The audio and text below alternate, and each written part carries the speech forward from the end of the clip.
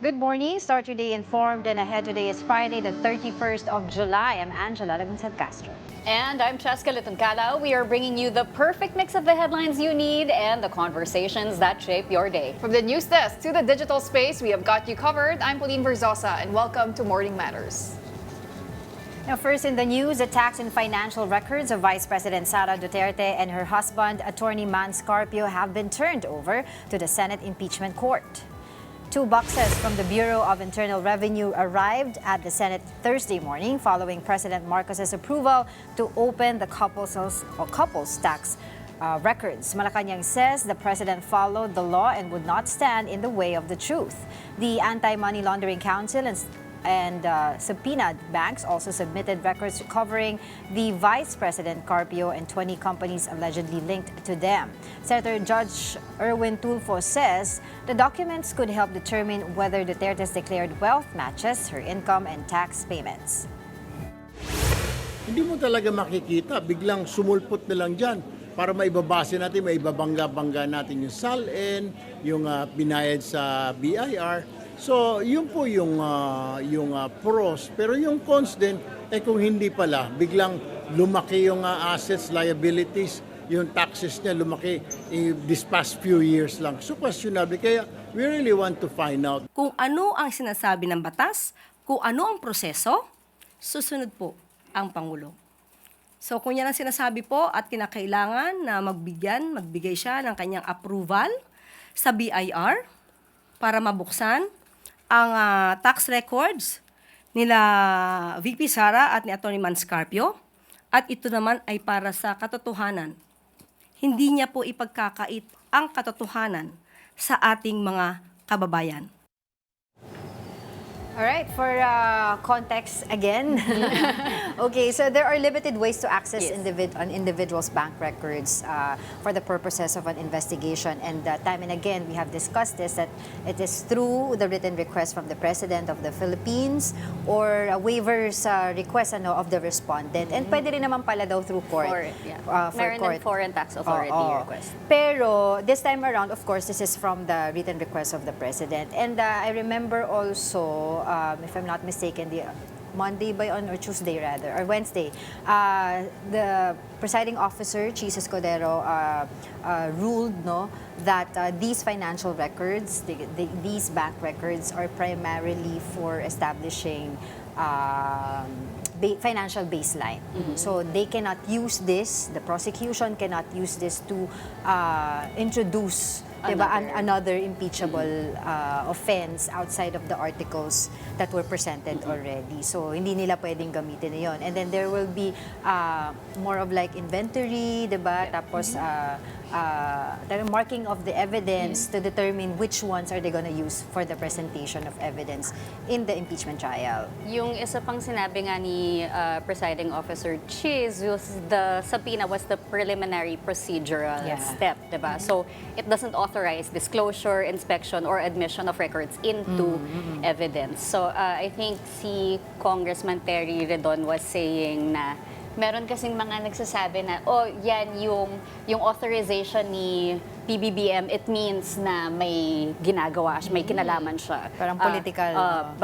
But Kong Terry said naman na it's a ministerial request na he feels that regardless of whichever impeachable official is on trial, he thinks that the president will still sign because the people need to know the truth nga daw, but also they will have to submit this in evidence. What's the point?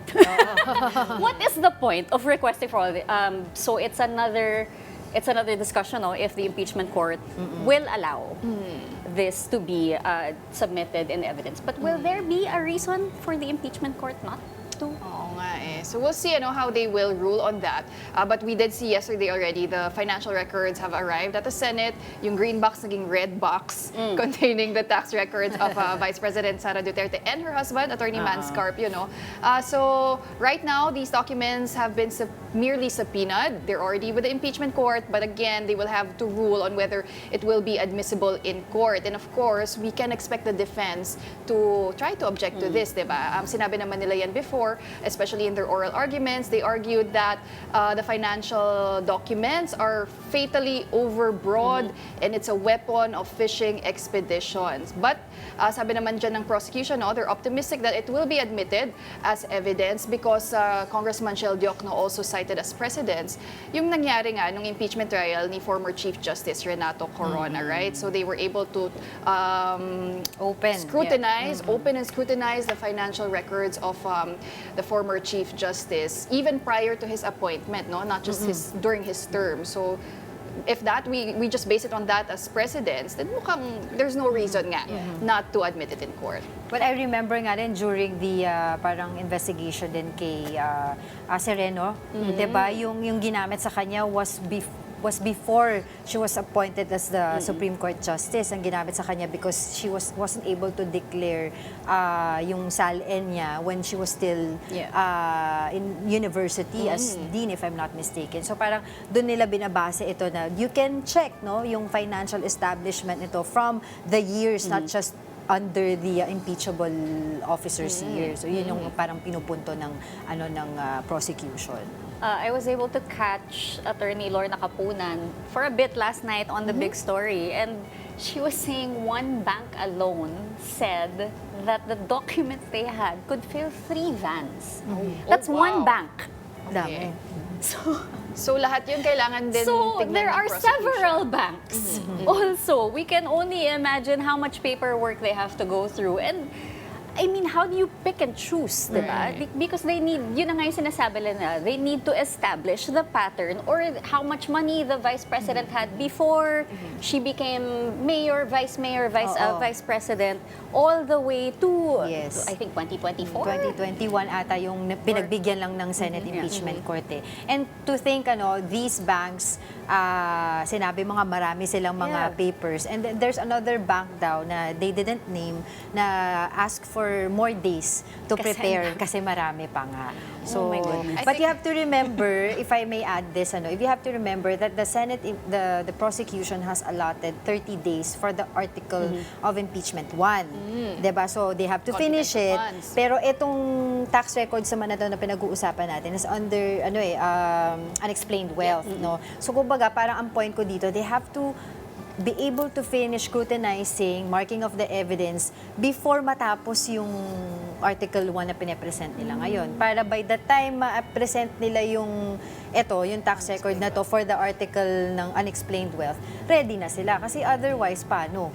Pero Diba? di ba last pa naman ipipresent? Last yung naman yun. unexplained well. So baka end Last of the pa year naman pa yun. yun. May Yes. bribery pa before that. So may time pa sila magbasa. Hopefully. Kaya nga sabi ko, 30 days. Ano yung isa yung sa bribery kung ilan yung inalot nila na days doon. So they have those times to prepare para maganda yung presentation nila or may present nila lahat by the time na it's that article of impeachment na ipepresent. And I guess that's why the phrase also comes up, na be careful what you wish for. Yeah. Kasi You might just gusto get it niyo all. yan, lahat ng documents na Here yan, you but go. you will have to peruse all of them. gosh. Kahit ilang van pa kaya yan, All right, but in other news, the Senate Committee on Energy resumed its inquiry into high electricity rates, focusing on the possible removal of the system loss charge from consumers' electricity bills. During the hearing, Senator Erwin Tulfo questioned why consumers continue to shoulder non-technical system losses, saying the burden should not fall on law-abiding consumers. The Energy Regulatory Commission said the collection of system loss charges is authorized under existing law, but the non-technical component could be removed to encourage distribution utilities to step up efforts against electricity theft. Meralco, meanwhile, said it continues to crack down on illegal connections, but noted that completely eliminating non-technical losses would require additional manpower and around-the-clock inspections, leading to higher operational expenses. The committee is set to hold another hearing next week to further deliberate on the matter. Para ma-achieve natin yung zero na sinasabi nating non-technical losses, malaki naman po yung gagastusin namin na operational expenses at saka capital expenses, capital expenditure, no? Na siya naman po ang kakarga na naman doon sa taripa. Sir, I totally disagree with you. Yes, sir. Your explanation, you mean you're a business. Opo. At the same time, you're catering to public service, di po ba? Pero, boss, narinig ko yung sinasabi mo na tataasan kasi systems loss. Parang ayaw ninyo magka-incur ng losses. Business, sir, ay may mga losses. Dapat you have to be prepared for that. One News under Signal TV is a sister firm of Meralco under the MVP group of companies. So as we've seen, I think kailangan talaga ng exhaustive deliberations when we're talking about the amendments to the APR law. But at least one step there is we're revisiting this because it's a 25-year-old law already, diba? It was passed in 2001. But now some groups are also pointing out na aside from the system loss charges, we should also be taking a look at the generation charges, diba? So Senator Risa Ontiveros and Senator Sherwin Gatchalian said that reforms should focus on the generation charge because it's the largest component of our electricity bill. That's around 45 to 65%. And just for context, generation charge is basically the cost of producing electricity before it's transmitted and delivered to customers. So this is what distribution utilities are paying yung mga power plants, power generators, for the electricity that they supply. So sabi nga nila ng ilang groups, if you remove the system loss charges, that's just 5% of our bill. We should be looking at the generation charge, and the goal there siguro na rin is to expand renewable energy para mas efficient, baka mas mapababa natin yung costs. And another thing that Meralco said also, no matter what, they will comply with what the law mandates. But they also hope that the government can subsidize. Yeah. Kasi malaki daw talaga yung Billions. yung mawawala and the industry might not survive. But there are, countries in Southeast Asia alone, we have Malaysia, Thailand, Vietnam, Indonesia, they subsidize electricity. Middle East kasi is a different story, diba? Saudi Arabia, Iran, Qatar, UAE, they have cheaper domestic fossil fuel supplies. But there are other countries around Europe and Latin America, they introduced temporary price caps, price freezes, or tax reductions. Yan. That's a low-hanging fruit kasi talaga diba? Tax Tanggalin na yung VAT. reductions on utility Totoo bills. yan. Pero I want the public to be able to understand, yung talagang parang gaano ba kabigat yung bill, yung system loss na to sa bill nila, because as you said, it accounts for 5%. Actually, sabi nga ni Senator Win Gatchalian, 5 to 6% of your bill. So for example, if your average monthly system loss charge for household consuming 200 kilowatt hour, ang bayad mo is, let's say, 148.95. So in each customer would amount paying 1,787.38. Dagdag mo yun sa kuryente mo over excluding value added tax. So parang yun yung parang amount na binabayad mo every year aside pa doon sa pinaka total amount of your bill, 'di ba? Of your kinukonsume na kuryente. So yun yung nakikita nila na, but yun nga sinabi rin ni, I think you mentioned this na there are a lot of excess, 'di ba? Doon sa mga expenses natin like generation charge, etc. And I was able to talk to Mary Mon Reyes yesterday, kasi she was there in the Senate for the hearing. And I remember kasi there are several measures na that the senators have already passed. Si Senator Erwin Tulfo, Senator Win Gatchalian, Senator J.V. Ejercito, they filed different measures na to heed nga dito sa call ni President Bongbong Marcos to, somehow remove the system loss charge, etc. dun sa mga bill. So sabi ko, what else are they going to do? What else is their goal for this committee hearing, diba? Kasi diba, this is supposedly in aid of legislation kung meron ng mga iba pang mga batas na ipinasa sila. So sabi na, they also want daw to continue nung crackdown. To continue ang crackdown doon sa mga areas kung saan talamak talaga yung mga non-technical loss issues like yung pagnanakaw ng kuryente, jumper, etc. Kasi doon daw talaga marami din na nawawala doon na expenses sa mga na nagiging burden ng mga consumers. So isa yun sa mga parang pinaka goal nila din doon sa hearing na yun. Kasi parang sinasabi nila before sinusuyod yung mga areas na may mga jumper, pero right now parang medyo naglaylo dun sa mga ganong issue. I guess it's a call na rin for the customers, Let's let's do it correctly and legally. Huwag po Yes. tayo magnakaw ng kuryente kasi napapasa rin po yun sa sa, amin. sa ating mga law-abiding Isipin mo, consumers. kunyari tayo, tipid tayo ng tipid. Oo, pero binabayaran tapos natin. pala sila yung nanakaw gumagamit. nung iba, diba? Parang unfair talaga. All right, in other news, a Pasig court has temporarily stopped the implementation of the 85 peso minimum wage increase in Metro Manila. The TRO bars wage authorities from enforcing the order until August 13, pending a hearing on August 3. The first 60 peso tranche was supposed to raise the daily minimum wage from 695 to 755 pesos. Labor Secretary Francis Tolentino says the DOLE is saddened by the decision but will respect the judicial process. Labor groups, however, slammed the order, saying it delays badly needed relief for workers. For now, no wage adjustment will take effect in the capital region.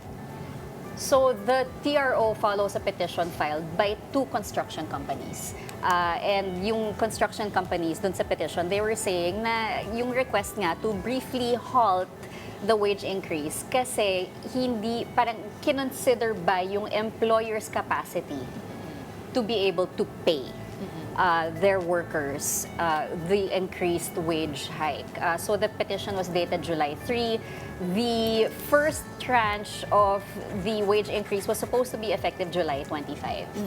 And right now, yun na nga, may nag-grant yung request for the TRO, but both companies were also ordered to post a bond of 1 million pesos for reasonable security for damages, just in case the petition is eventually denied. Pero kanina kasi I was able to talk to Sir Miguel Oñate ng DUCP, and he pointed out, this is a good point, sinabi niya kasi under the labor code, the court shouldn't be, should not be able, or the labor code prohibits courts from stopping proceedings before the wage boards and the National Wages and Productivity Commission. Ibig sabihin nito, hindi po pwedeng makailam daw yung korte. Yes. Dahil kung, say, for example, itong mga labor construction companies nito, may reklamo sila, they have to make a dialogue with the National Wages and Productivity Commission and the wage boards. So para instead of going to the court, regional trial court, doon dapat sila nakikipag-usap. So parang sinasabi niya, it sets a bad precedent. Na every time na lang na hindi magugustuhan ng mga employers yung magiging desisyon ng wages board, they will go to the Supreme Court. When in fact, in the law, the labor code, dapat sila yung nag-uusap. Yeah. So sabi ko, anong gagawin ninyo? Diba? They will file again petition and etc. Ganun. And sabi nila, hindi, ito din yung dun sa sinabi niya, parang hindi sapat na malungkot lang si DOLE Secretary Francis Tolentino, because his statement was, we are saddened by this and we will abide by the rule of the law, ganyan-ganyan. Sabi, hindi sapat yun, because dapat alam niya na bawal yun, na dapat hindi sila pumunta sa Supreme, sa regional court. Yun yung point Kumbaga, niya. they want him to push harder, diba? Yes. Kasi nung itinalaga siya bilang labor secretary, that's one of the things na binida niya kaagad, diba? Na magkakaroon na ng ang hike sa minimum wage na 85 pesos, pero ang first tranche is 60, diba? So, I think this also just goes to show how difficult it is for workers to get meaningful wages, diba? Nakaka-disappoint for a lot of workers, laborers, because inaasahan na nila that this would add to their daily income. Yes, employers have legitimate concerns, like how will they be able to afford the increase? I think the construction company even cited na 490,000 pesos yung madadagdag sa kanilang payroll, which is a huge amount din naman. Diba? 409K. But alam naman po natin, long overdue na tong wage hike, right? And even if there's a TRO sa court, the prices of goods, transportation, basic necessities, tumataas pa rin yan. And workers have to shoulder the bulk of that. So, can you imagine, napatupad na nung July 24 tapos i-hold mo. Pero we'll see, because sabi naman nila, there will be dialogue nga on August 3. All right, don't go away. Morning Matters will be back after a short break.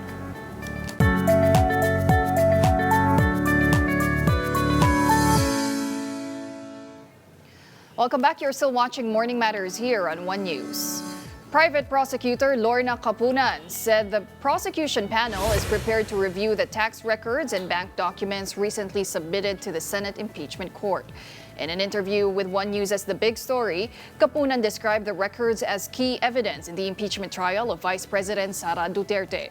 On the article involving the alleged misuse of confidential funds, Kapunan said the prosecution would continue presenting witnesses to establish how the funds were withdrawn and whether they were used for their intended purpose under existing government guidelines. Kapunan also said the prosecution may call Duterte to testify, adding that if she chooses not to take the witness stand, it would be inconsistent with her claim of innocence.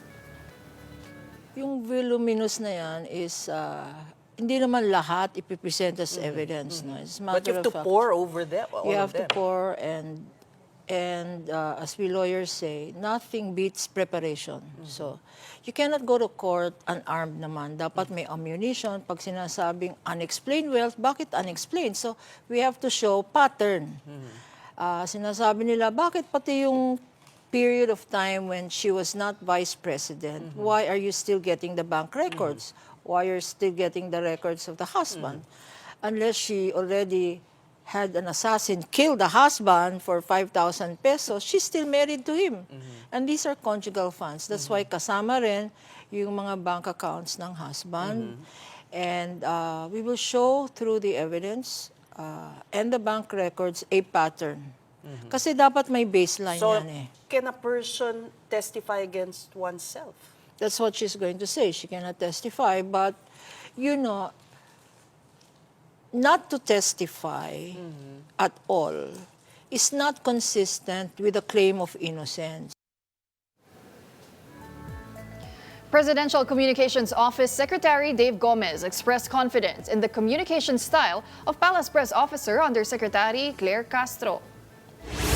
In an interview with One News's Political Beat, Gomez said Castro has her own way of explaining the president's policies and accomplishments in a manner that resonates with a broad audience.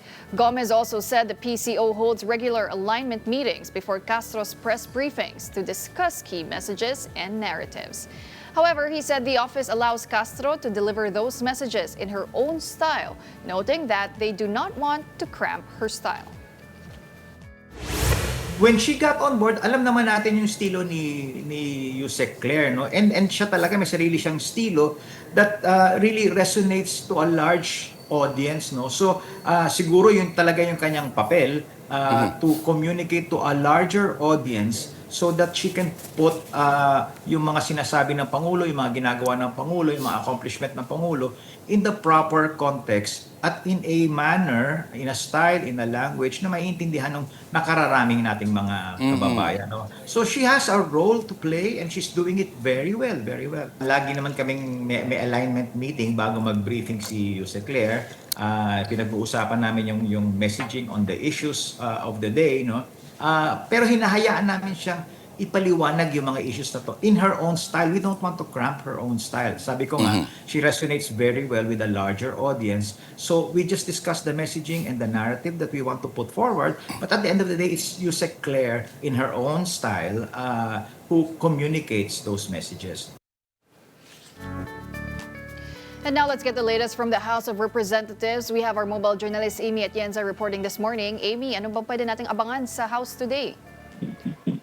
Yes, good morning. Medyo marami-rami no yung kailangan natin abangan nga dito sa House of Representatives. Pero right now, we are in Isabela for the first ever legislature. This is a public consultation organized by Speaker Boji D, just so he could connect the Congress to the people. Actually, kanina medyo nakuhanan na natin ang pahayag na si Speaker Boji about kung ano nga ba yung magiging agenda for today. Na sabi niya na i-introduce nila sa mga tao dito sa Isabela kung ano nga ba yung paano nga ba gumawa ng mga batas, ano yung mga batas na currently ongoing sa House of Representatives katulad ng Kalinga Bill, pati na rin yung mga amendments na possible gawin pagdating sa rice tarification law. So yun yung mga ine-expect din natin pagdating dito sa event sa Isabela. Pero if we're talking about the impeachment just yesterday, nakuha na natin yung pahayag din ni House Prosecutor Terry Bidon kung saan sinabi nga no na inalaw ni Pangulong Bongbong Marcos yung pagsasabpina ng tax records si Vice President Sara Duterte at ang asawa niya si Attorney Scarpio para nga doon sa presentasyon ng prosecution pagdating sa unexplained wealth ni VP Sara. So we are also expecting na by the time na i-present na ng prosecution yung article number 2 on unexplained wealth, ay doon din natin makikita mismo no, yung mga tax records na hindi din nabuksan mismo ng Justice Committee hearing. So marami-rami tayong aabangan for the next few days and even weeks at the House of Representatives. Pero yan yung tuloy-tuloy din natin tututukan. All right, thank you very much for that report. That was mobile journalist Amy Atienza. Now, don't go away because Money Talks is up next to get you ahead of the markets. I'm Pauline Verzosa. Stay tuned to One News.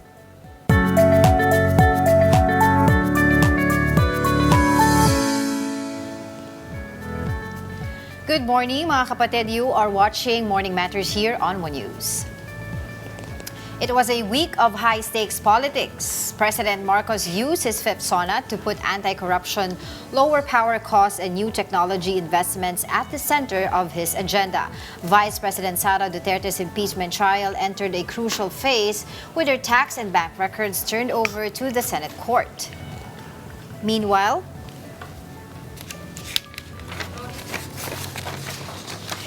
the flood control scandal fueled an all-out word war between Senators Ping Lacson and Alan Peter Cayetano. The Senate also opened debates on removing system loss charges from electric bills, while Pac Silica and the West Philippine Sea emerged as new political battlegrounds. Right, and to help us break down a week of high-stakes political developments, we are now joined by UST Political Science and Graduate School faculty member, Professor Froilan Calilong. Good morning, Professor. Welcome back to Morning Matters. Hi, Prof. Yes, good morning. Good morning. Good morning, and good morning also to all our televiewers. Thank you for having me again. Well, lots of developments on the political front this week, but let's start with the biggest development yesterday, Prof. And that is the release of Vice President Sara Duterte's financial records. How big of a development is that in her impeachment trial? Well, definitely, this is going to be a big boost to the prosecution panel, technically speaking, because I think it's really the Malacanang who actually allowed for this to be used in the trial.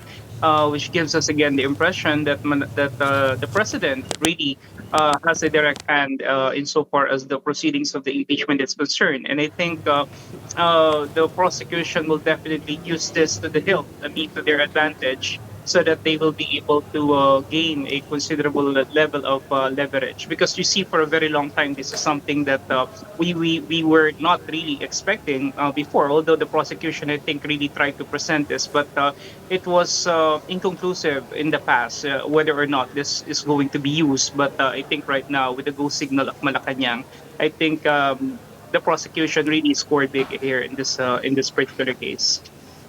Well, Professor, how significant could the evidence on the confidential funds issue be in shaping the public's opinion? Because after 3 to 4 days or trial days, we've seen, kumbaga nakita po natin yung points yung trust rating ni VP Sara bumaba ng 8 points. No? So do you see this as a continuing trend?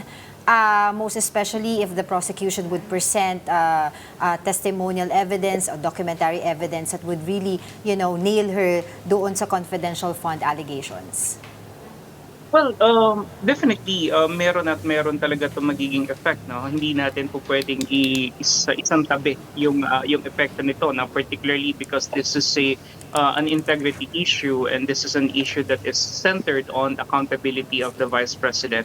But as to what will be the dent or the impact of this will still be incumbent upon how the prosecution will really try to make good sense out of this opportunity that is being given to them. So what I mean here is that meron talaga magiging effect, no? Kasi kung halimbawa kung ang talagang gusto talaga rito ng administration, ganoon din ng prosecution, is talagang pahinain yung ating ikalawang pangulo, I think they will be able to do this very well here. Primarily because the confidential funds is really the centerpiece of the allegations, and apparently ito talaga yung kinakailangan na tutukan at i-execute maigi ng prosecution, especially now that I believe they already have the go signal to make use of this BIR records. On the subject of public opinion, there are comments on both sides. One side is saying the president's approval when it comes to authorizing the access to the bank statements and tax records means that he has a hand in the impeachment proceedings. And over on the prosecution side, Congressman Terry Don said it's a ministerial request. So regardless of whoever is the impeachable officer on trial, he thinks that the president will still authorize the access. Can we get your thoughts on this? Well, from the very start, if the president really is adamant about not proceeding with this impeachment, then he could have already made a clear-cut statement regarding this as well. You know, if you could recall, during the time of President Duterte, there were also several segments, on the society that is pushing for the impeachment of Vice President Leni Robredo during that time. But the president during that time, President Duterte, immediately quashed any attempt, of an impeachment against her, meaning to say that he immediately shut the door, saying or telling the public that she is an elected officer and that he is not going to entertain any tinge of an impeachment against Leni Robredo during that time. So if this was the same demeanor of the president, then I think his allies, probably in the Congress as well in the Senate, may have second doubts, as to whether or not they're going to proceed with this. But no, this effect was never seen in this case of the vice president, and so I believe that it really gives an ample elbow room on the part of the prosecution to proceed and to actually test the limits as to what can be given to them. But on the flip side, I think Terry Redon is also right when he mentioned about the ministerial duty, and because we are already in the midst of an impeachment. So I think it's really incumbent upon the president to really proceed and agree with the request of the prosecution. All right, Professor, now circling back to the article on the alleged misuse of confidential funds. This week, the prosecution presented two witnesses, right? The two former land bank branch managers, and they confirmed the withdrawals. They confirmed that money was disbursed to the OVP and the DepEd, and they even called the transactions unusual. What are your thoughts on that? And do you think the prosecution now has the momentum in the impeachment trial? Well, they may be unusual, but I think what the prosecution is trying to ascertain here is there really proof of illegality insofar as the withdrawals were concerned? Because if you're actually proving here that there is some problem with the use and the disbursement and the utilization of the confidential funds, then I think it has to venture into the context of somewhat illegality now. But as mentioned by the bank manager before, it may be unusual, but it went through the right process. So technically speaking, while the prosecution, as in many cases, now they will always try to amplify on what they believe is the points that they were able to earn. The defense, of course, will mention that there is really no irregularity or no illegality insofar as the transaction is concerned. I think this is the primary crux of the defense. Okay, whether or not there were really illegal transactions that were made. That is the proof of contention insofar as the defense is concerned. So this is what they are really trying to see, whether or not the prosecution will be able to lay down specific grounds to ascertain this. Well, Prof, the big question here is that why does the Vice President have confidential funds? Others would argue that these alleged irregularities occurred because she was given confidential funds, unlike her predecessor, who didn't have zero confidential funds from the previous years. So, tama ba yon yung ganong pangangatuwiran? Of course, sinasabi nila because defense would argue as well that aliases are normal in intelligence work. Yeah, actually, we need to also understand that concurrently, when the vice president was the vice president, and she still is the vice president, she was also the secretary of the Department of Education. And for that matter, one of the should I say core dimensions of her stint in that particular department is to actually eradicate the youth as well as the schools of any influence coming from the Reds, NPAs, and to really get rid of the schools of those what she perceives as the menace to the society. So technically speaking, that is where she utilized the confidential funds mainly. And I think we need to also understand that it's not only the vice president that has confidential funds. Now, yes, her predecessor may have not been given confidential funds, but I think it's primarily because she didn't see the utilization or she did not see the use for it. But insofar as the vice president is concerned, she saw that there will be a benefit insofar as how she could be spending her confidential funds, and this is really to try and rid the schools of this infiltration coming from the Reds. Professor, when it comes to the bank and tax records, of course, the prosecution says that they need this to determine whether she amassed the unexplained wealth. For the defense, we know they're going to object to this. Presiding officer said that the subpoena is a preliminary procedural step. It doesn't authorize disclosure, inspection, or admission of records into evidence. I mean, do we expect the prosecution to submit this into evidence? We are expecting the defense to object to this. But for the impeachment court, what do you think are the possible reasons for the impeachment court to possibly object to admission of evidence during the course of trial?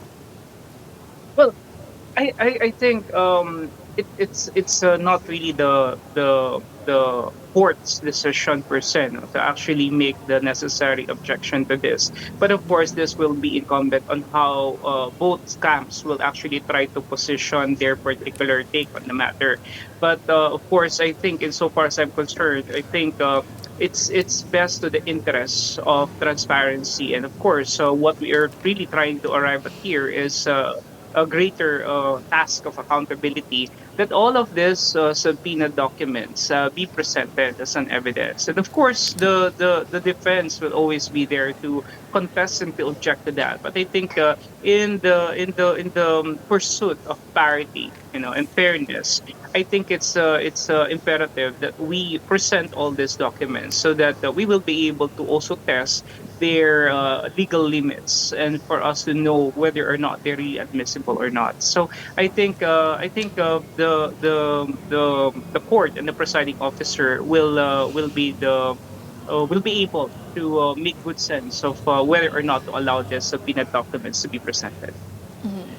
Professor, after the trial hearing last Wednesday on the article on confidential funds, the prosecution also emphasized that the testimonies of the two land bank branch managers actually complemented the earlier testimony of the alleged bagman Ramil Madriaga in the House Justice Committee hearings, that the cash was placed in several gym bags, about 3 to 4 bags even. Now, how significant is it when you have two separate testimonies or two separate evidence that corroborate each other? How much weight does that carry in this trial? Well, for one, I'm not so sure if they're going to summon Madriaga to appear before the impeachment court. I'm not certain if it's actually one of the witnesses to begin with. But of course, that statements that he actually made, I think this was April of this year, will carry a different dimension if ever he will be presented here in the impeachment. Because you see, statements that actually corroborate one another definitely will have weight. But insofar as whether or not this is going to be utilized or used by the prosecution is still remains to be seen, which I believe they will do now because they see already, or they already have realized that there are patterns of similarities, and I think they will be pouncing on this to really prove further their claim. Again, this will be something that the defense will definitely try to see and try to test whether this corroboration really pertains to the same thing, or it really pertains to the same account. No? And I think, this is where the matter will be a little bit more complicated, especially because they're going to see the truthfulness and the validity of Madriaga, which of course the camp of Vice President Duterte has already claimed time and again that he really has some dubious and very doubtful statements. No, even his personality is doubtful to begin with. So this is something that is interesting to actually see how this will proceed moving forward in the impeachment. Well, ako naman, Professor, I want to ask you about the senator judges. No? What do you make of the actions and public statements of some of the senator judges kumbaga, that have led to perceptions of bias towards one side? Because we are all expecting that the senator judges should be impartial, specifically on the impeachment trial. So how could this affect the public's confidence on the impeachment court? Well, I think we need to understand that impeachment, and I think the people already knows this very well, that impeachment, aside from its legal context, it will also have its political color as well. And I think this is something that is already evident even before the start of the impeachment. But then again, to have senator judges, let's say, taking very obvious sides as if they're already lawyering for either the defense or the prosecution, then that's a different take on the matter. Presumably because they have to really maintain that neutrality because they are senator judges. And I think Yeah. it's the job of the presiding officer to actually remind them time and again that they should maintain this neutrality. Now, I think what is also interesting here is that despite of the fact that we have the impeachment, being the centerpiece of the current of the country's current political atmosphere.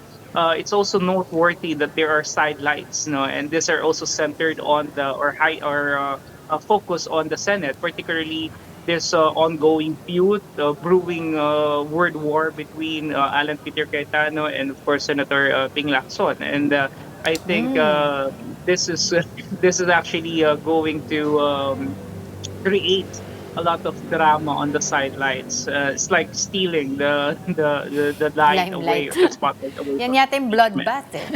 Hindi pala yung ano. Hindi pala impeachment. Speaking of the hostilities, everything happening on the sidelines of the impeachment, with how some senator judges are behaving towards each other, do you think that the hostilities signify that there's no chance of changes when it comes to the voting eventually? Again, I maintain the perception that some of the senator judges will uphold the idea of being impartial and definitely focus on the merits and the demerits of the case based on how the prosecution and the defense actually presents their contending opinions or contending sides on the matter. Now, what is important here again is how the senator judges will vote later on. If it's really going to be based on their principles, if it's going to be based on their political color, if it's going to be based, or is it going to be based on what really transpired in the proceedings? So I think it's something that the prosecution should really need to focus on right now because they need to hurdle quite a big number for them to be able to really convict the vice president. That's 16. And I think the only way by which they could convince other senators, especially from the minority bloc, to vote according to what they believe is right, and this is of course conviction of the vice president, is if they will really be able to come up with evidences, testimonies that will really pin down the vice president on all, at least on all the articles. And I think because if that will happen, then I think the public will know and will definitely see who are the senator judges who voted by virtue only of their political colors and not by virtue of the principles accorded to an impeachment court. And definitely this may create some kind of problem insofar as their political capital is concerned, especially we're headed into the election. So again, it's the burden is really on the prosecution. If they really wanted minority senators to go forward and be on their side, it's really something that they need to prepare for, and that's something that they need to be very, very convincing at this point in time. They still have enough time to do so, actually, if they really wish senator judges to change their position and change their minds. Well, Professor, since we are talking about all the big political developments this week, of course, we have to talk about the president's fifth State of the Nation address last Monday. What stood out to you the most in his speech? Well, I think the president, when he mentioned about or when he admitted about the problems that is really beleaguering the country, particularly those socio-economic issues, inflation, unemployment, of course, the rising cost of living in the country. I think it shows that the president is not totally oblivious of these scenarios or these realities, and the mere fact that he also tried to amplify on the corruption scandal, particularly the flood control scandal. I think it also goes to show that somewhat he is definitely bothered by this, and I think this shows in his numbers. But what is important here also is what are the headways and what are the solutions that he would want to execute based on these realities. Now, I think the SONA was actually more of it's really more defensive to some extent. Prof?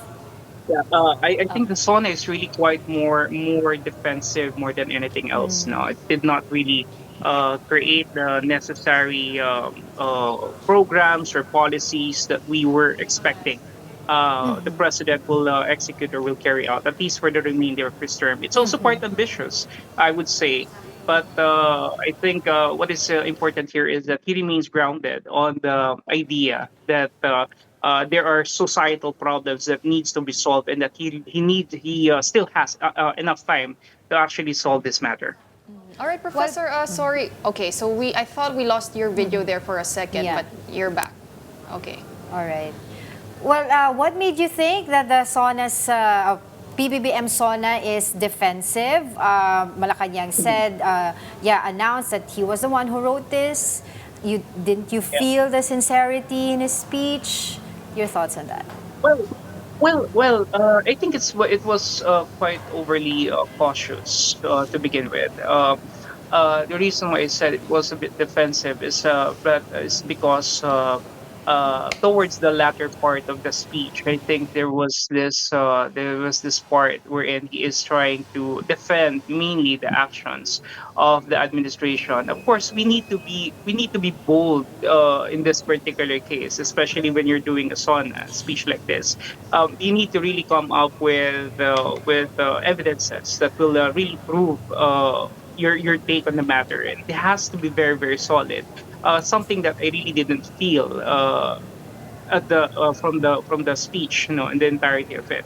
But I would say that there are really points that really struck well to the public, especially when the president said that he wants to put an end to this, what do you call this, to the Meralco's System loss now charge. to the system loss charge. Now, I think for a very long time, many of our countrymen are actually looking into this matter. But I think it's a good thing that the president amplified this. And there are several other issues I think that the president could have actually stated, but he didn't mention some of this now. And I think it's very very important. For example, the issue of peace and order in the country, about this, street crimes being back again, about illegal drugs. I think he failed to amplify on this very well. And there are also several issues that I think he should have mentioned quite well, like the Pax Civica. Pero I think medyo napahapyawan lang niya, no? Pero yun nga, mas malalim sana, no, yung kanyang pag-analisa at pagsasabi. Pero maaring kinulang talaga ng oras din, ano, because he doesn't want the speech to be overly detailed. So I think what's important here is how Malacanang could have provided for a post SONA exposition, or an explainer, of a post-SONA explainer. Mas maganda sana kung meron tayong ganun para makita natin talaga yung details ng mga binanggit ng ating Pangulo. Well, Professor, we also saw, or actually didn't see, several senators on both sides, minority and majority. They were absent from the SONA. What does this tell the public in terms of a political divide? Well, we don't know exactly what their reasons are. Maybe there are some personal reasons, pero I don't know if a high stakes event like a sauna will warrant really their absence now. But of course, from the minority bloc, I think it's very clear the reason why they would not want to be present. But I was quite surprised that there are some people from the majority bloc that were not there as well. So yun yung medyo nakakagulat din. So maybe they have their reasons, but again, if you're trying to look at the political divide, some people are even saying that the sauna should not have transpired or void ab initio because there was no quorum to begin with, because there are a lot of senators who were not present. But I guess this is really a reflection of how highly politicized and how highly divisive the political sphere of the country has become, to the point that many of these personalities would not want to attend a high-stakes event like the sauna. All right, and on that note, thank you very much for sharing your insights with us. As always, Professor, that was Professor Froilan Calilong. Thank you, sir. Thank you. Blessed. All right, now don't go away because we still have more matters to discuss after this quick break. Keep it here on One News.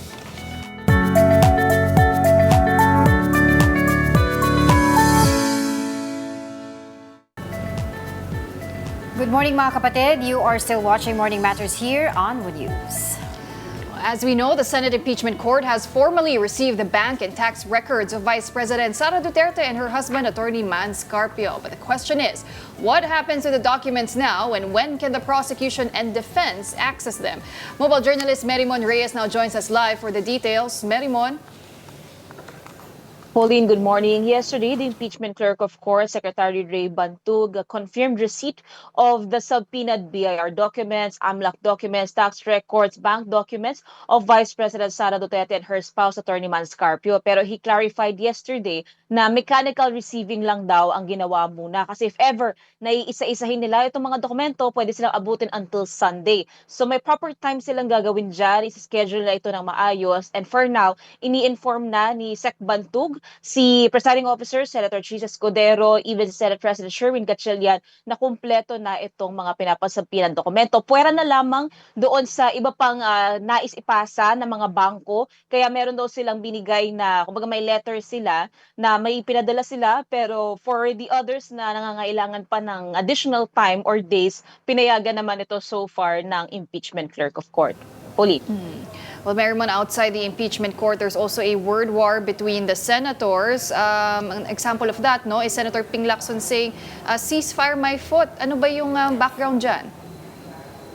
Huli, nagsimula kasi itong palitan ni Senator Ping Lacson at ni Senator Alan Peter Cayetano. Noong kinwestiyon ni Cayetano yung biglaan daw na yung lumobong yaman o yung nilalaman ng SALN ni Senator Ping throughout the years. Pero ang sinasabi naman dito ni Senator Ping, galing ito sa real estate businesses and other legitimate businesses na hinawakan niya. Pero in return, naglabas din ngayon itong si Senator Ping ng allegation now supported by documentary evidence, testimonial evidence, even yung iba daw galing pa ito sa government websites and others from reliable sources showing that there are government or anomalous government infrastructure projects sa Taguig ang political bailiwick ni Cayetano. So ang nangyari rin, nitong week na to, pinadala na rin ni Senator Ping itong mga ebidensyang nakalap niya sa Office of the Ombudsman.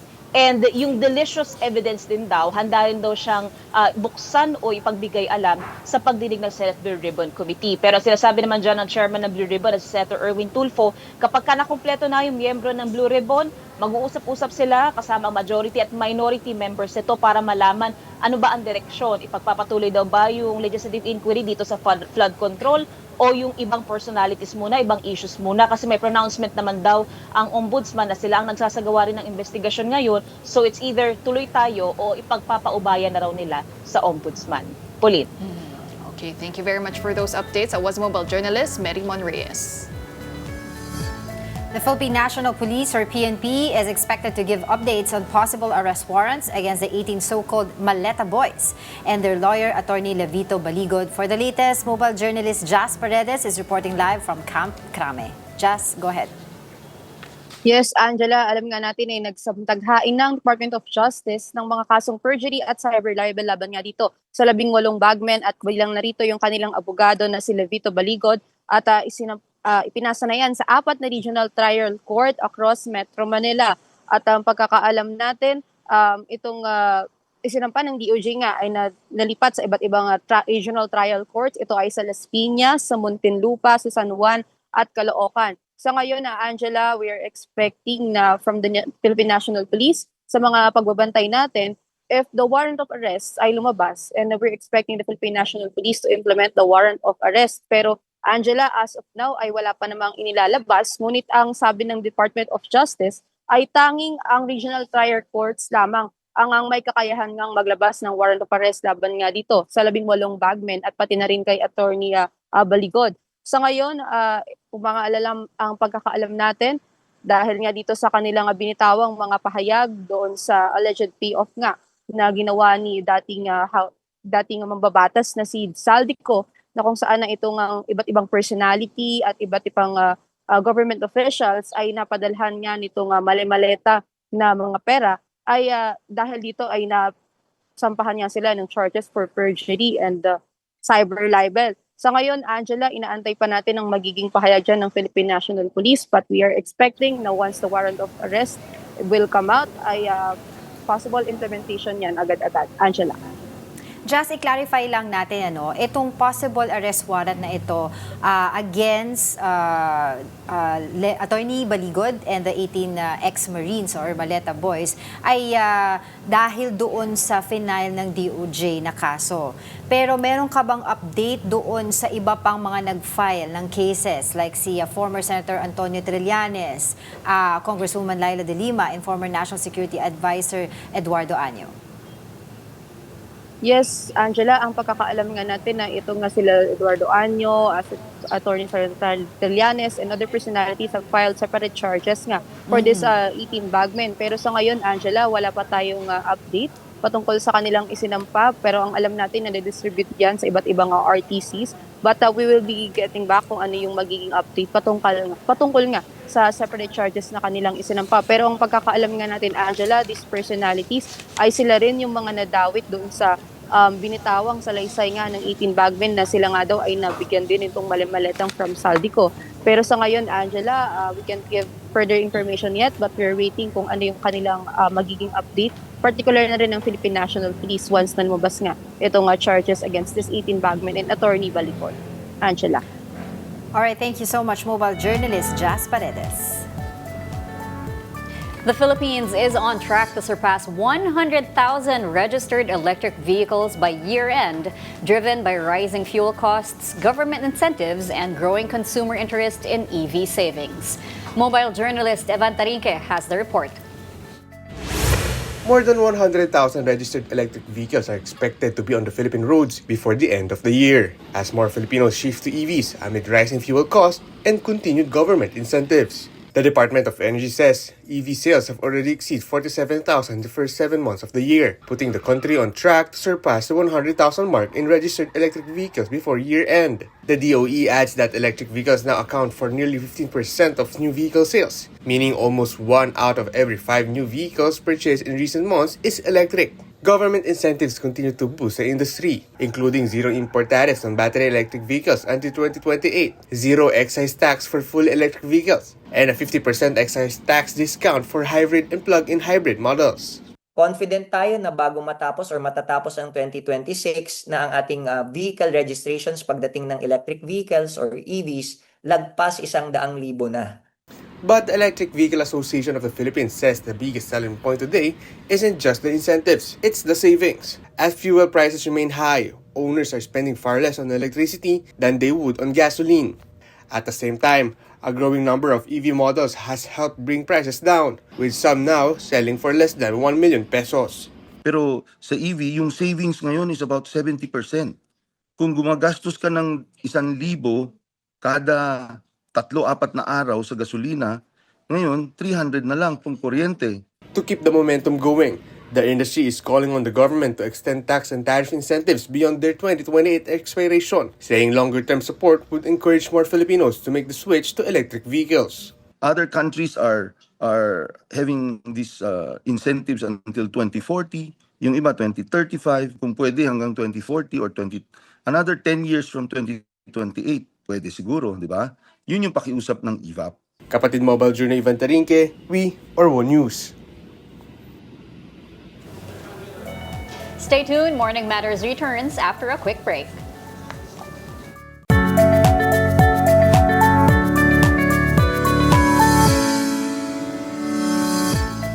Good morning, I'm Cesca Litton-Kalaw. You're still watching Morning Matters here on One News.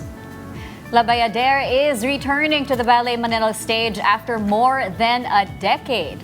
Its last staging featured Lisa Macuja Elizalde in a performance that left a lasting mark on Philippine ballet. This year's production will feature Marinsky's ballet principal dancers Renata Shakirova as Nikia and Kim and Kim as Solor.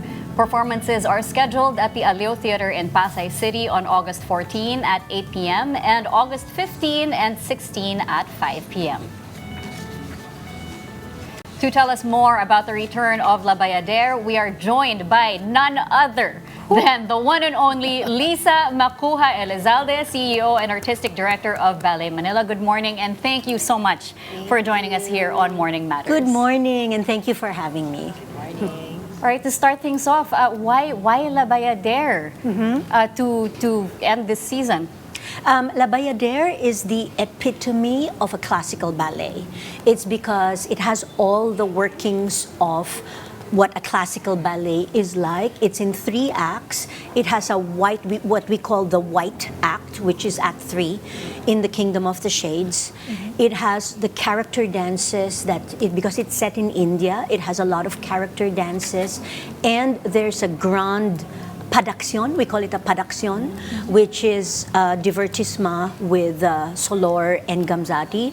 It has two lead ballerinas, the ballerina dancing Nikia and the ballerina dancing the role of Princess Gamzati, and of course the lead dancer, which is Solor.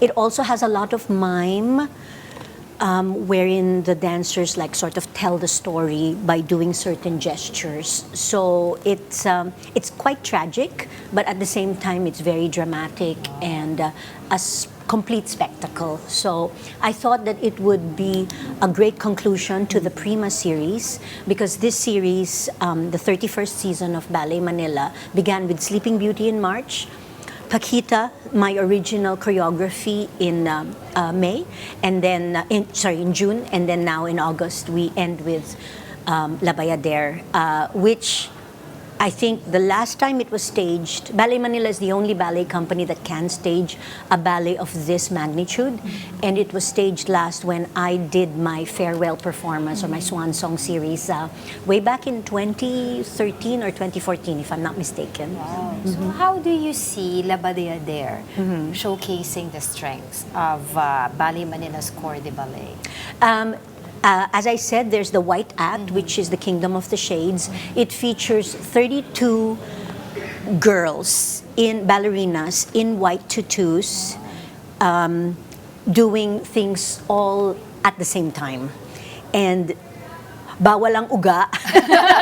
You cannot fall, and you really have to be in complete synchronization, so that it is really a very difficult ballet. Some say it is the most difficult corps de ballet exercise of a ballet company's corps de ballet, even more difficult than Swan Lake. Well, yes, because this production is really known for its demanding choreography, right? And especially the large ensemble scenes, particularly for Kingdom of the Shades. But take us back, Lisa, to 10 years ago when you did this, right? How did you prepare for it, and what are some of the tips you're going to give your dancers? Well, I, of course, prepared for it by taking class every day, doing rehearsals every day, making sure I had all the right equipment, the right nutrition, the right regimen to be able to perform 3 acts. It also helped that I had partner that was very experienced in the role, and I was supported by my own ballet company. It was, of course, the last performance, so it was a very sentimental, very emotional part in my life because I knew that it was the last full, big 3-act classical ballet that I was doing, because the next ones after that were all concerts, and I think my last full-length ballet as a ballerina was Nutcracker, which is just 2 acts. So La Bayadere was the second to the last, and it was like, it was just very emotional for me because they say a ballet dancer dies twice when they stop dancing, and of course the actual physical death. It was just very difficult to say goodbye to my active performance career, but at the same time, I was very fortunate that I had the chance to plan my retirement over a series of 5 years. So I was fortunate in that. With your many iconic performances, especially with ballet, it tells a story through music, through dance, through set design, with very famous ballets like Tchaikovsky's Swan Lake and the Nutcracker. There are iconic moments like Opera 20 Act 2, the oboe, you immediately know it's Swan Lake. With the Nutcracker, the Dance of the Sugar Plum Fairy, you immediately know it's a Nutcracker, and it's a holiday staple at this point. When it comes to La Bayadere, what do you think will be the most iconic moment that will be stamped into people's memories?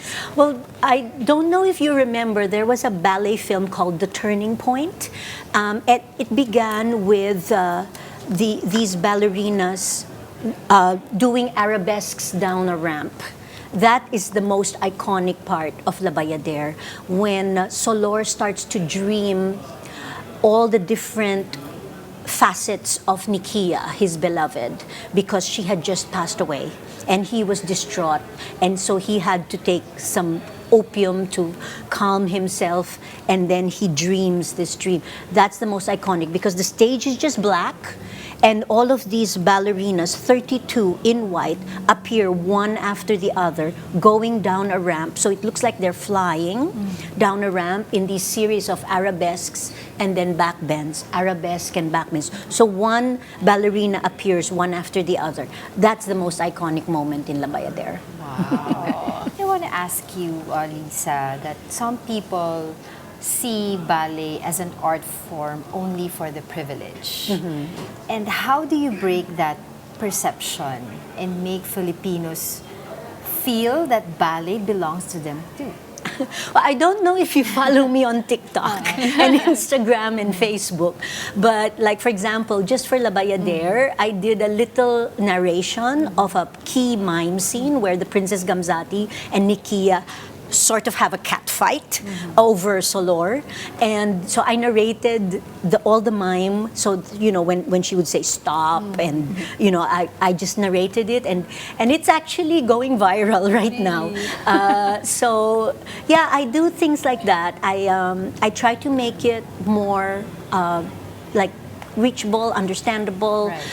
Funny, even though it's a tragic ballet, I try to make it funny, I try to make it relatable, and at the same time, we try to do a lot of ballets that are not classical but very Filipino, but tells a story, say Florante at Laura, Ibong Adarna. So again, it makes the dancing relatable, understandable, and popular. So that's, my company has always had a mission to bring ballet to the people and more people to the ballet. For the last 31 years, we've been trying to do that with many different, I guess, gimmicks. There's ballet and ballads, there's circus de ballet, there's Tatlong Kwento ni Lola Basyang, Tatlo Pang Kwento ni Lola Basyang. All of these different ballets that I hope will sort of kill that perception of that ballet, is for the elite, that we won't understand it if we go and one watch. Ballet, it's such a classical form of entertainment, and it encompasses all the different art forms. You have music, you have choreography, you have dancers, you have costumes, you have lights, you have all of these different designs, and it takes the discipline. It takes a village to create a beautiful performance, and that's what we're trying to do with one performance at a time. Well, something that's exciting and that we can all look forward to is that the staging of La Bayadere in August will also feature guest artists from the Mariinsky Ballet. Lisa, how do collaborations like these help the artistry of Ballet Manila? Well, Renata Shakirova is the prima ballerina of Mariinsky, and Kimin Kim is a beautiful, brilliant ballet superstar from Korea, who dances in the Mariinsky, and they as a couple performed in Don Quixote with us last year, and Renata performed Giselle 2 years ago. So they're not strangers to the Philippine stage.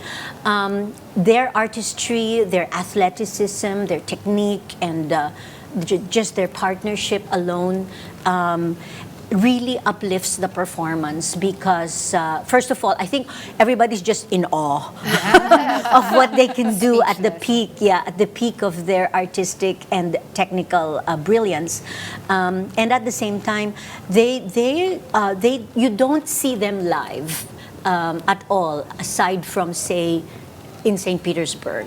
So can you imagine, you don't have to go to St. Petersburg to watch these ballet legends perform. And they're performing in such iconic roles as Nikia and Solor. And as they said already in an interview, it's one of their favorite roles to perform, and one of the roles that they've performed together again and again. So I'm really, really looking forward to. I'm going to be the first in line to sit back and enjoy the performance. We'll be second, third, and fourth. In terms of collaborations like these with international artists, I'm sure our Filipino ballerinas will learn so much as well, and I'm sure they will also take away from their experience here. How do you think this benefits both sides? And what are the valuable lessons and takeaways that we can see from this? Well, you see an artist at his or her prime, where you don't really look at the mechanics anymore. You don't watch the ballet and see, oh, that's an arabesque, oh, that was a beautiful triple pirouette. But you see the characters of Nikia and Solor just come to life and sort of gel everyone together. You see also a ballet company with all the supporting roles. I'm very proud of our prima ballerina Abigail Olivero of Ballet Manila, dancing both Gamzati to Kimin Kim's Solor and Nikia herself in our matinee performance on Saturday, on August 15th.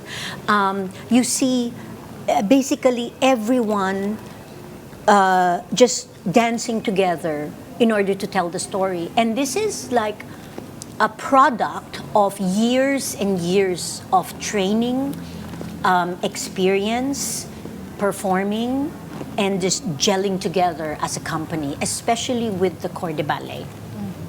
Well, you have spent decades on stage as a ballerina, and people are really in awe of you because you rock the stage. But now, as an artistic director, so what is the difference between those roles, from the moment you sat down in that chair, being an artistic director?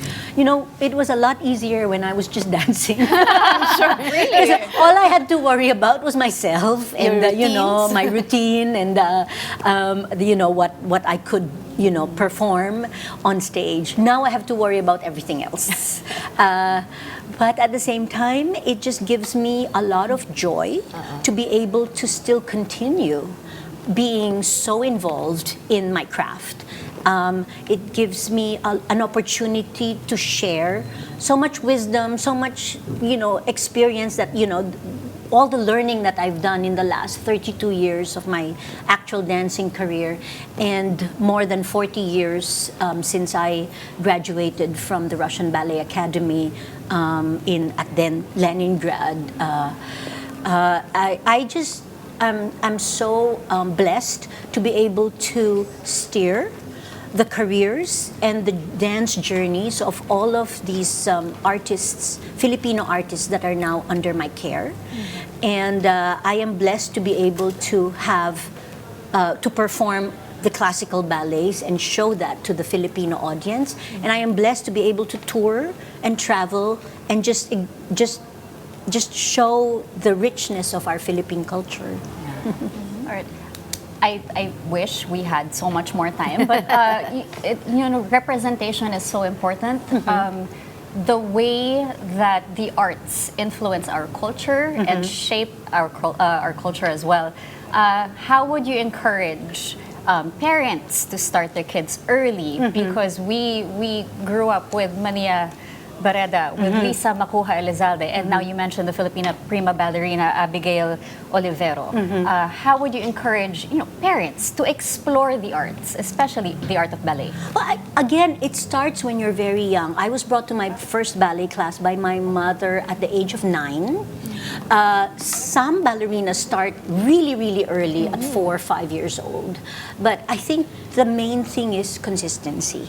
If you start, it doesn't happen overnight.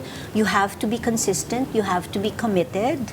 But at the same time, I think it's very important that the child enjoys it. So bring them to the best ballet school, the best environment for learning, and just encourage, support. But at the same time, if there is no genuine interest, maybe move on. Go and explore something else. The arts is all-encompassing. There's so many things that you can do as a child. There's so many things that you can explore. And what piques your interest and what piques that passion and that commitment, that's what then you have to focus on. Whether it's ballet or something else, playing a musical instrument or, reading, writing, whatever. But get your children into the arts. And I think bring your kids to watch a ballet performance. Well, I believe in a ballet performance. Yes. I believe in the phrase that it's never too late to get started. So how about we try that today and see if we can still do ballet? This is a once-in-a-lifetime experience Let's stand for us. up. All right. Okay. So we're doing just the arms today, ladies. So we start with All right. first position. Imagine you're hugging a big beach ball. Yes. And the ballet fingers, the thumb and the middle finger are sort of connected. Almost connected. Yes. And they have to be the level of your rib cage. Yeah, not too high or else you hide your neck. Yes. Okay. And then we go up to How are we doing? third position in classical ballet, or sometimes called fifth position.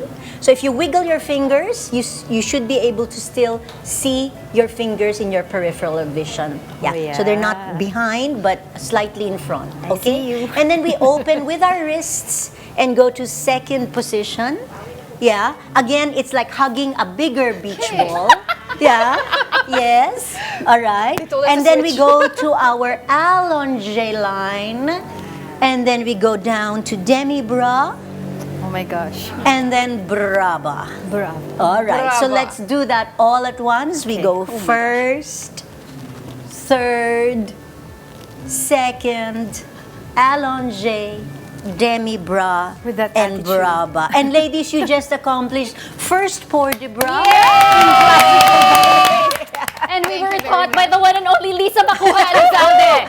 Okay, with that, We're please. so honored. All right, so before we let go of the one and only Lisa Macuja Elizalde, please invite our viewers to catch La Bayadere this August. Okay, I'd like to invite everyone to please come to our Ballet Manila's La Bayadere. We are on in Aliw Theater on August 14 at 8 p.m., August 15 at 1 p.m. and 5 p.m., and August 16 at 5 p.m. One weekend only, catch La Bayadere in Aliw Theater by Ballet Manila, featuring Russian ballet superstars Renata Shakirova and Korean ballet superstar Kimin Kim. Only in Aliw Theater. You can get your tickets at ticketworld.com.ph. All right. Thank you so much for joining us this morning, Lisa Makuha Elizalde, CEO and Artistic Director of Ballet Manila.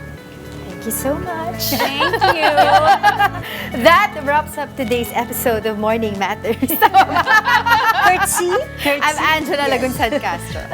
We hope we've given you just the right start to your morning. I'm Cesca Litton-Kalaw. We're going to be practicing our ballet, so we're going to say goodbye already. Let's make the day matter. I'm Pauline Verzosa, and we'll see you again on Monday. Kapatid, we are one news. All sides? All the time. Thanks.